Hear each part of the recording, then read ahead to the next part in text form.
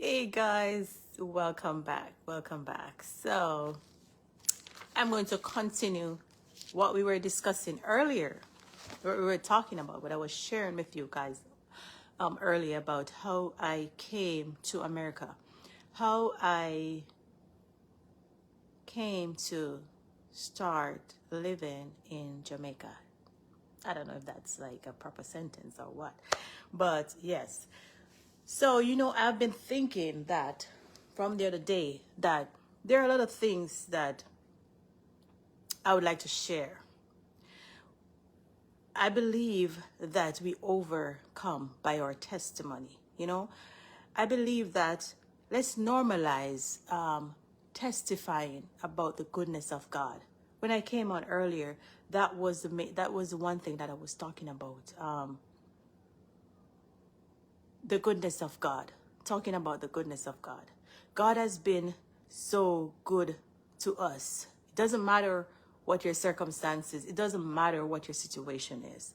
God is still a good God, and He is still good to us. It doesn't matter what you're going through.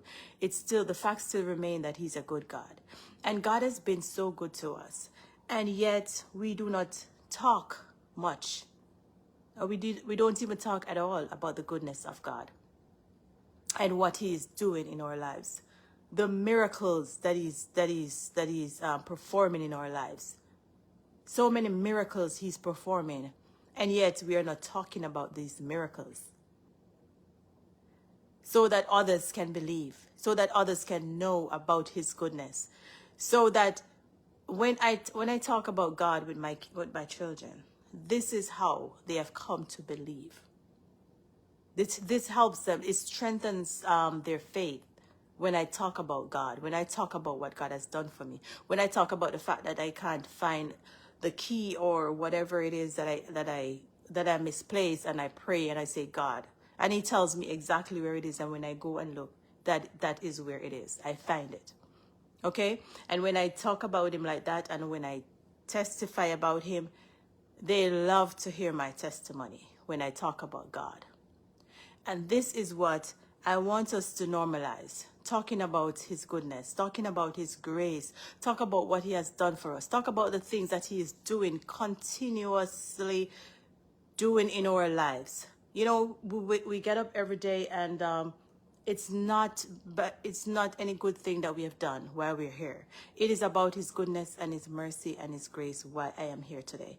So I started to tell you guys about it, but for some reason, cooking or making breakfast and talking and trying to process it in my head, it was like, so I say, okay, I'll do it. I'm going to make breakfast first and then come back and talk about it and tell you guys about it, right? So you guys might not be watching now, but if you watch this video after after the live is ended, then that's fine. You'll understand what I'm talking about. So I was saying it was back in what was it? It was back in 2014.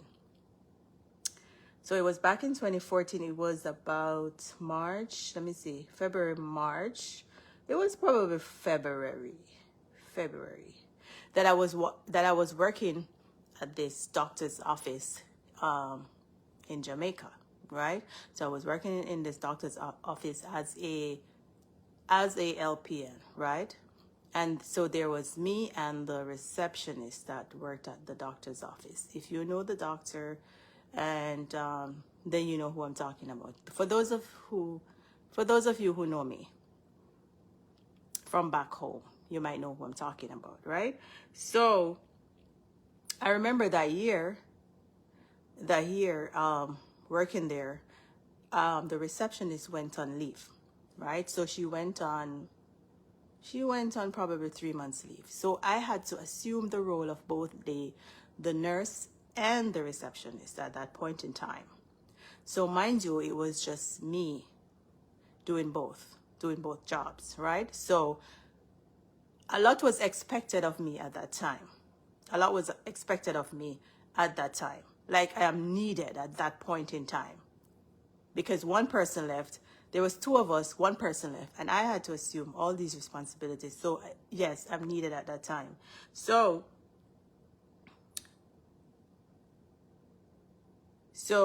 she would be gone for like 3 months.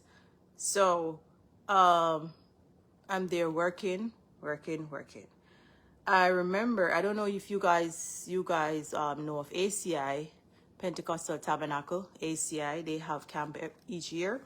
So my sister, that's in the Cayman Islands, she invited me to come to ACI.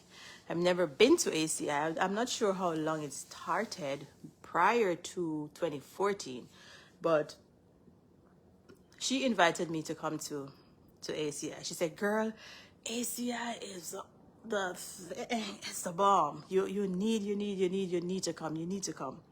So I'm like, yeah, I would like to come, but I have to work, and right now it's just me. It's just me alone at the office, so I really can't leave. I remind you, at that time I did not have a visa. I did not have a visa to come to the United States. I had my passport, no visa, right? So she said, okay, I'm going to get a letter from the church to say, to like invite you to ACI, to say, okay, we want you. Yeah, about the camp. So I say, fine, maybe if I use that. I'm like, I've always wanted to like travel for vacation purposes, and of course to shop, because we hear of America. We want to come to America to shop because we hear that, clothes cheaper in America, which is not the case. And so I always wanted to travel, not necessarily to Jamaica, but yeah, to travel the world basically, because I've been to Cayman. Probably 3 times prior to that. I've been to Cayman for like, I think up to 6 months maximum. I've been to Cayman. So yeah, where am I? Yeah, so I got this letter, and she said, okay, you have to go and get your visa. Mind you, when you're trying to get your visa in Jamaica, when you're trying to get a visa, first of all, it is said that if you are not married, if you don't have children, if you're not working, if you don't have certain responsibility, you're not going to get your visa. So that's what you've basically been told, you know? So I'm like, I don't know what my chances are of getting this visa, because I'm not married at that time. I'm not married, so they're probably not going to give it to me. But I was working, and I had a child, so I was thinking that I probably stand a 50-50 chance of getting it. So I said, okay, let me try. Mind you, she's telling me this, to go get it, because you need to come to ACI. But in the back of my mind, I'm thinking, I'm the only one at the office. I mean, my boss, I don't know. I don't think my boss is going to give me the time to go for it, to get a day off to go to the embassy. Plus ACI is a week. So I don't know. I don't know if he's going to give me the time. But anyway, I said, let me ask. And I asked him. She got me the letter. So that was the first step. And the next step was to ask my boss if I could get the time the day off to get the visa, and the time off to go to camp. And guess what? Obviously, he said yes. Well, I was not expecting that. I was not expecting him to say yes, because what is he going to do in like a week? Who is going to cover my job, like what I do? Let me tell you, where there's a will, God is going to make a way. You don't have to worry about how it's going to work out, what is going to happen. Just if God said do it, just do it. Trust me on this. If he said do it, just do it. He will make a way. You don't have to worry about anything else. You don't have to worry about a thing. Just do what the Lord says you're supposed to do. And if it is in his will for it to happen, nothing is going to stop it. Like nothing, no one is going to stop it. If it's yours, if it belongs to you, if it's in his will and his purpose, you don't have to worry. Okay? So, and so he gave me the week off, and of course I was thrilled. So I think he got someone, another person to cover for me while I was gone, because I was gone for the week, and then the receptionist would not be back when I come back anyway. So he got someone to fill in for me while I went away. Well, but before even going, I get the week. I mean, he told me, yes, I can get the time. So going to the embassy now. You know how nerve-wracking that is. Everyone who has been to the embassy to get their visa know how nerve-wracking that can be. Because I think everyone going to the embassy wants to hear a yes. Nobody, I don't think, has ever been to the embassy wants to hear no. As a matter of fact, if you go to the embassy to get your visa and you come back out with your passport, we all know that you did not get the visa. Because if you get the visa, then they will hold onto your passport and then stamp your visa in it and then post it back to you. So if you come back out with your passport, that doesn't mean that you get it. It means that you've been denied, right? So nobody wants to come back out with their passport when they go to the embassy, right? Yeah. So I went, I got a date and I went. And as you can see, I got it. Obviously, I got it. To God be the glory. Great things he has done. I got, the first time I went, and I got 10 years. I got 10 years, and this is how I came to America. This is how, no other way. There's a saying in Jamaica that you heard from the horse's mouth. There was no way, but this is the way that I came. I got my visa, 10 years when I went, and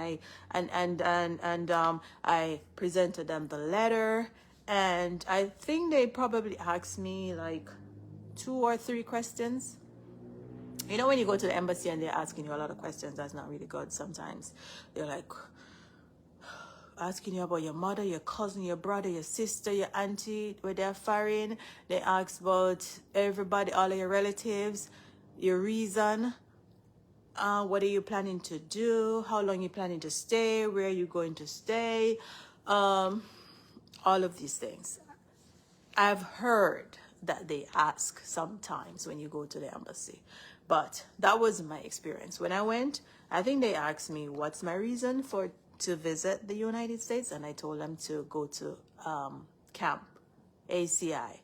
And how long where are you going to stay? I say a week.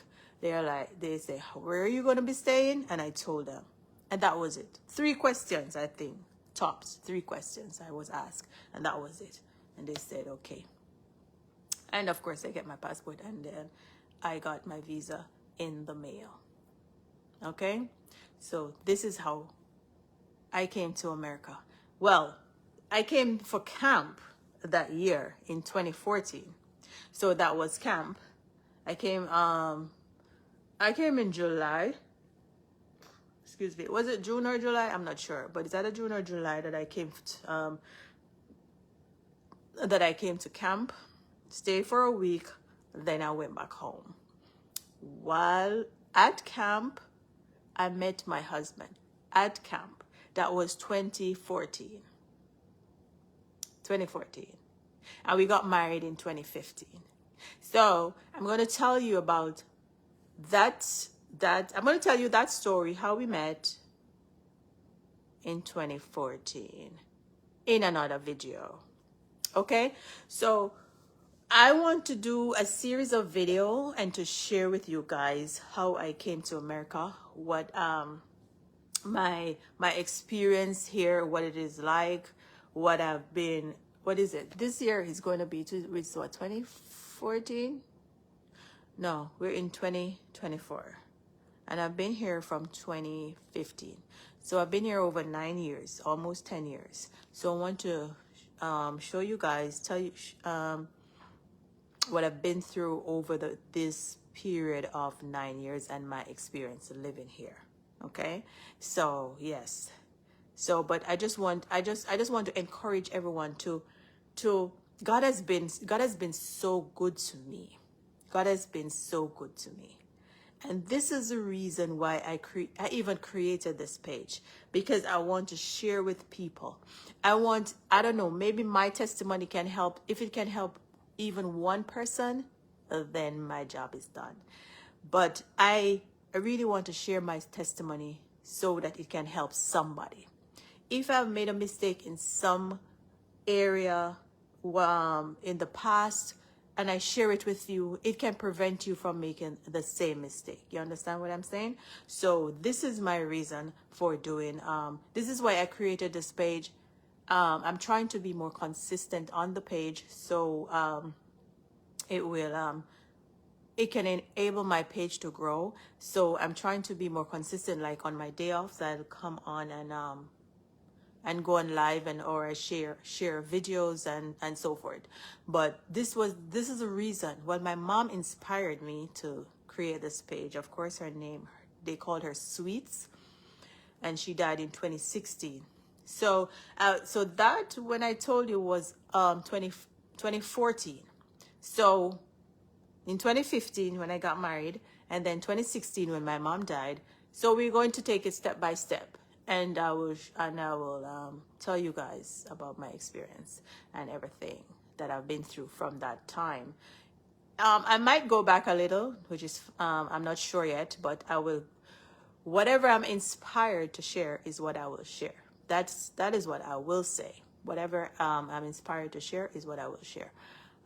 So yeah, but God has been so good. He has kept me. God has kept me. And this is the reason why I'm here today. And I want to share that with you. Don't give up on God. I want to encourage someone today. Don't give up on God, because he won't give up on you. You know, this is a scripture that came to me the other day. It's Revelation chapter 12, verse. Let me get my glasses.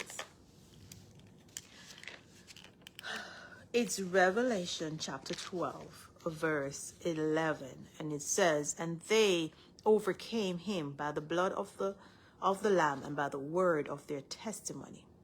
So we can overcome by the word of our testimony. So that is what we're going to do. Okay? So thanks for watching. If you missed the video, you can go back and watch it. But it will be a series of videos. Okay? Okay. Thanks guys for watching. Bye.